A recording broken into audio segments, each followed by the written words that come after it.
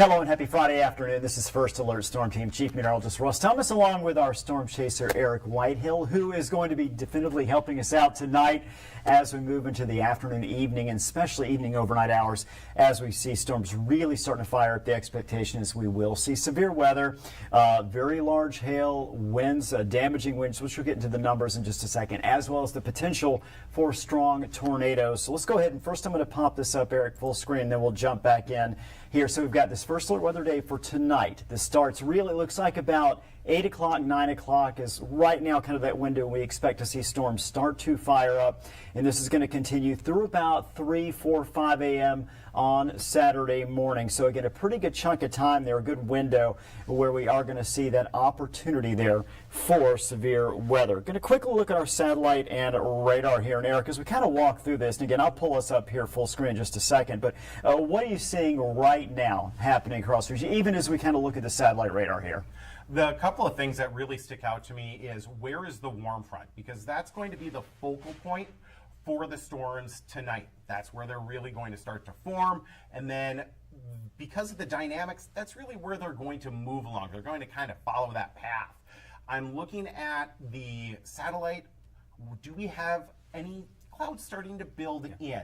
That's going to give us an idea that, okay, the atmosphere is starting to get really unstable and can help show, okay, this is where we think the storms are going to start to fire later on tonight. Right now, it is hot outside, Russ. I'm not sure if you've been outside. Yes. It is hot, it is muggy, but we're missing a couple of ingredients here to really get the storms to start to go. Some of those ingredients, it looks like they're going to come into play and start to move into our region as we get closer to that 8, 9 p.m. hours tonight. Okay, perfect. And one of the reasons I really didn't go into the idea that why is Eric here right now? Eric, you've been doing this for how long in the region, storm chasing? Over 20 years. Over 20 years. Yep. And one of the things I found since I've been here is we have discussions when we think severe weather is coming, especially when it comes down to tornadoes, because that is your specialty, what you chase. Eric has this uncanny ability to drive exactly where the tornadoes wind up forming if we do see those tornadoes. And so for me, doing this as long as I have, 25 years in meteorology, to find someone who specializes so much and does such a great job with that is really a cool thing. And of course, I still learn a little bit as well. So what we're going to do, we're going to go ahead and jump forward here. Take a look at our First Alert forecast. I'm going to pop this back up full screen for a second, then we're going to talk to Eric again. I want to talk about the timing. Look what happens up until 9 p.m., not a lot going on. Eric, you talk about that thing, that instability, that trigger that happens when we start to see severe storms fire up. 9 o'clock, we start looking around Carrington, Jamestown. And again, weather model could be just timing just a little bit either direction, a little before, a little after 9 p.m., and location as well. What we do know, though, is severe weather starts to get cooking at that point. Coming in hot, 10 o'clock, you can see the coverage of this. Look by 11 o'clock. We are looking, you start seeing those reds, those deep purples, almost that white color, shows the intensity, the strength of these storms, and of course, with that, the potential for those severe storms to fire up, producing very large hail, producing very strong winds, producing the potential for strong tornadoes. This is 1 a.m. We jump ahead to 2:45. Eventually, by 4 o'clock in the morning, the severe weather looks like it is out of the region. Still a few showers in northwest Minnesota. We take it to about 6 a.m. and at that point it looks like we're all clear. So what I want to do, severe storm threat, we're going to take a look, and I'm going to pull us back up again because, Eric, you start looking here at these numbers. Enhanced risk, of course, starting sunset, as we mentioned, through this actually early Saturday AM is what it should say. Hail greater than 2 inches possible. Damaging winds 75 plus. Isolated to scattered strong tornadoes. Now, as we look behind, you see this area right here. It's pretty rare. And again, you've been doing this a long time. You can tell me, I've been here for a year and a half through, this is my second summer, to see this large of an area where we have the enhanced area. This is pretty unlikely, or not unlikely, but it doesn't happen very often. It only happens a few times a year. We might see a moderate risk in our region. If you think back to the day of the Wadena tornadoes back in 2010, that day we had a moderate risk for severe weather. When we start seeing these enhanced, it's the level 3 out of 5. We start seeing a little bit of trends, and we're really lucky because the folks at the Storm Prediction Center in Norman, Oklahoma, they're the ones who do these graphics. Right. We have some people who work there.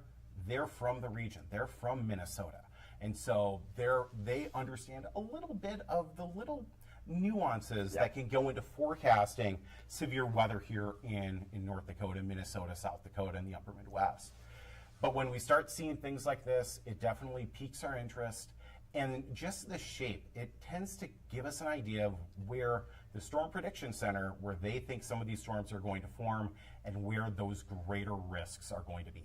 So you head out here in just a little while, and you're going to be out there tracking this evening, tonight as well. You see this large area right here. What in your mind, as you kind of look at this, how do you formulate, okay, we've got this huge broad area, this is where I'm going to head specifically? Well, the outlooks, that's just one of the bigger pieces. We look at that really from a chaser perspective. I'm looking at that 2 days, 3 days in advance. Now, the day of this morning, I got up at about 5:30 this morning, and I started looking at weather model data as it was coming in.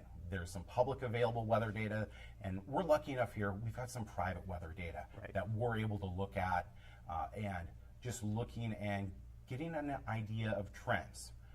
When we get to about what we call 15Z, so about 10 to 11 a.m. in the morning, that's when I shift from looking necessarily at model data to start looking at things like satellite, surface observations. What do we have going on at the surface? Do we have any what we call soundings that are going to be launched from Bismarck, from Aberdeen, that can help give us an idea of, hey, what else is going on in the atmosphere?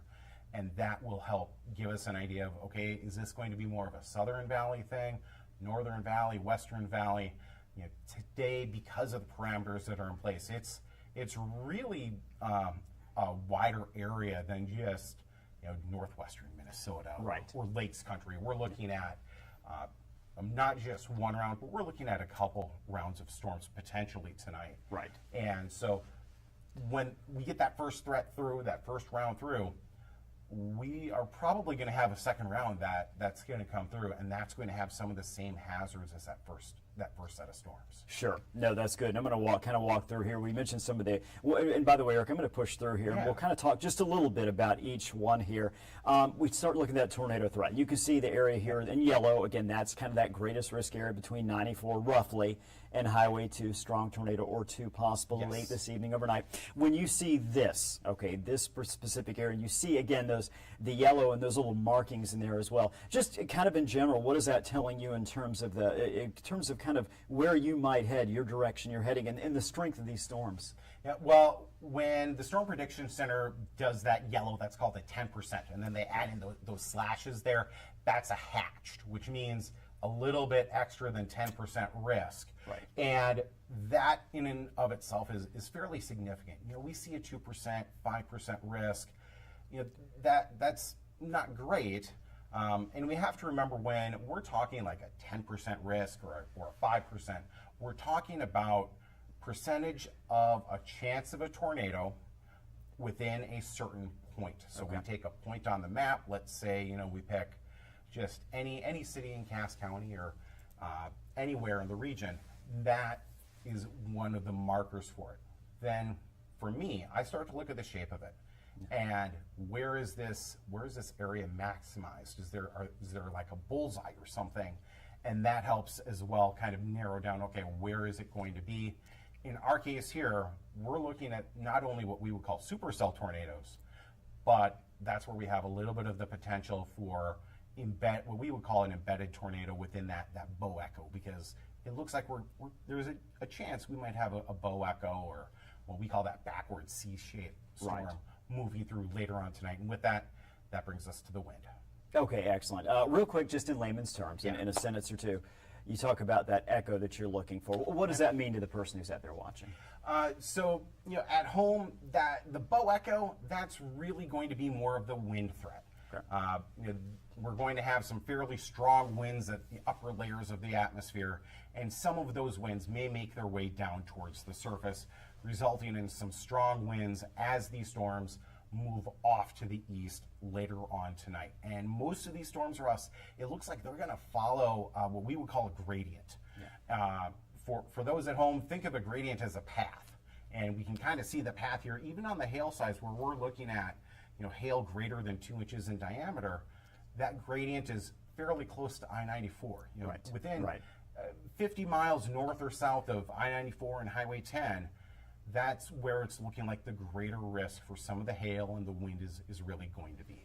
Very strong. I mean, you're talking about greater than 2.5, potentially, Yeah. or even more of hail that diameter. I mean, that's tennis ball. That's something where you just don't want to be outdoors. No. You want to make sure you can take everything you can out of a vehicle and get it under something, but more than anything, just yourself out there, because this is dangerous. We're talking about very bad. I'm trying to think of it. Injuries. Injuries is the word I'm looking for. You could really get hurt when you're in that sort of scenario. We're going to jump really quick. You see the hail threat here. One more thing I want to show you. If it'll, don't want to keep pushing the wrong button. There we go.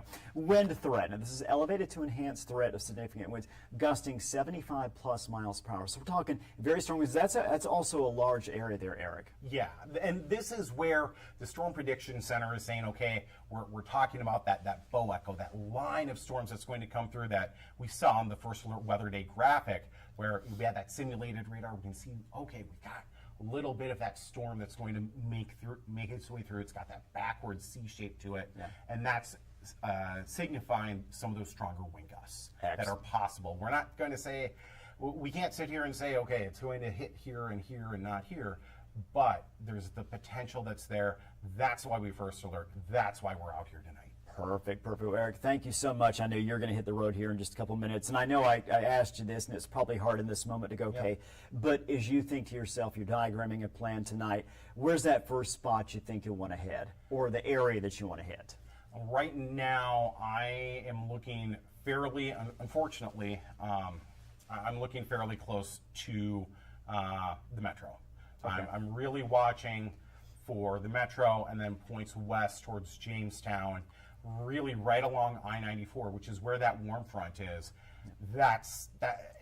At any point, we could have just enough lift. If a storm goes early enough tonight, that's where we're going to start to see, some of the potential for those stronger storms. And then later on, as we get into the evening and overnight, that's when we're going to start to see the chance for that bow echo type storm to come through. Excellent. And again, just to point out here, we've kind of got this window. We showed you where we think it's enhanced. You can see the wind threat. We talked about the others as well. The reality is we're in a situation tonight where even if you're not in that enhanced area, either side of that, we're in that slight risk area, elevated, and what we're going to find in those areas is we still have the potential for all those issues, the large hail, the damaging winds, the tornado threat as well. So this is for the entire area. Make sure you take care of yourself. We're going to be here when I say we, the entire weather team, at some point or other tonight. I know Summer, Chanel Bach, Joseph Williams will be in. Lisa's going to come in early in the morning, around 2 a.m. Eric, you'll be out there tracking storms. This really is a whole team effort. Also, we have the VNL Weather app. Definitely want to download that as well, because that's right there at your fingertips. Where are storms? You can push the button in 5 seconds. You know exactly where the storms are, where the severe storms are, potential tornadoes. Are they coming to you? We put our videos out there, and of course we're going to be on as well. Eric will be doing live hits for us. You do such a great job with those. I don't know how Eric's driving. He's focused. He's on the ball. He's finding tornadoes. So anyway, Eric, thanks for taking a few minutes before you head out the door to track some of these storms. Thank you for watching, and again, just be careful out there this evening.